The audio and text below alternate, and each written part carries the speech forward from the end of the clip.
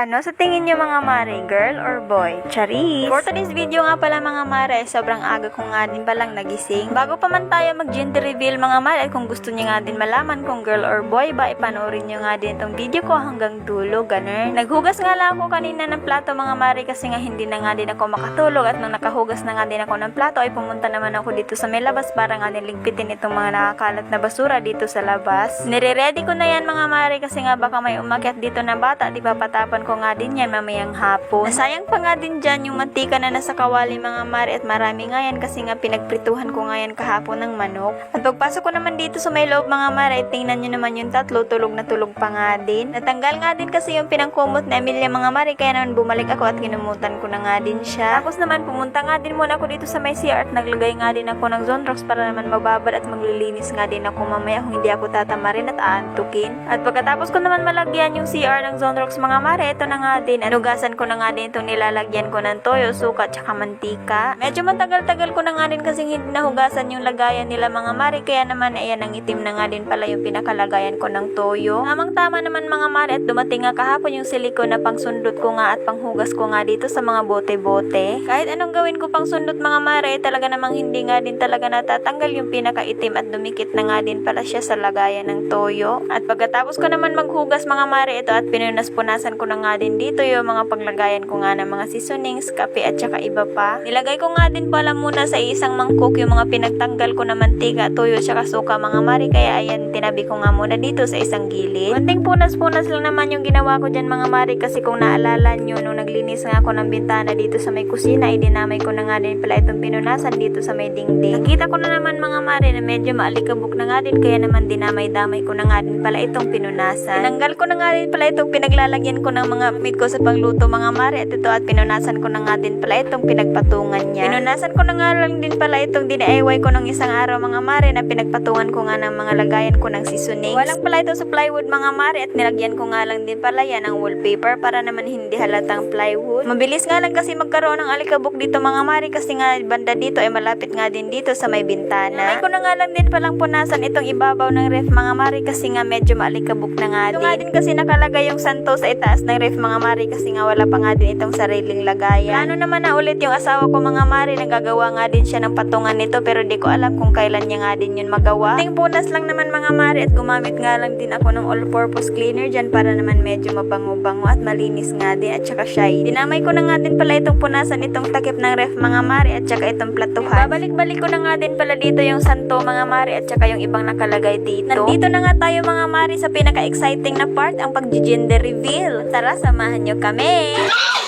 Oh, boy ka na si Bakay. Ito sa tunga mo.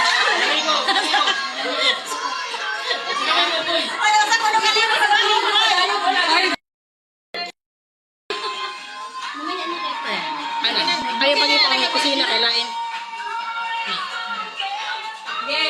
Eh.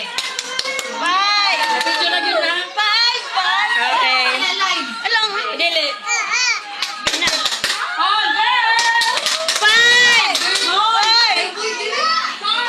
Si Bakit ko na boy ko.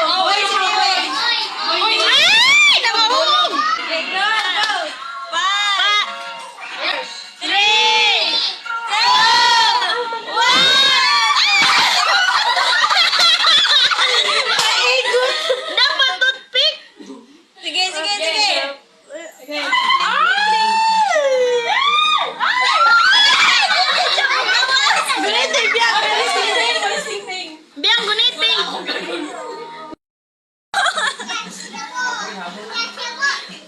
Paigot pa rin ba?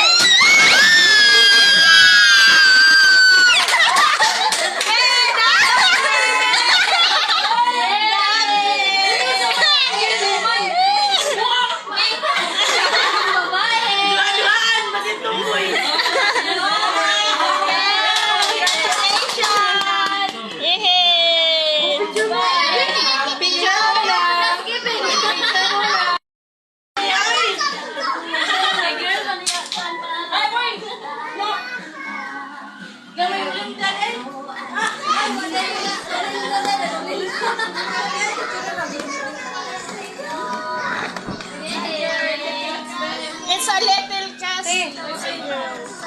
Oh, little cousin.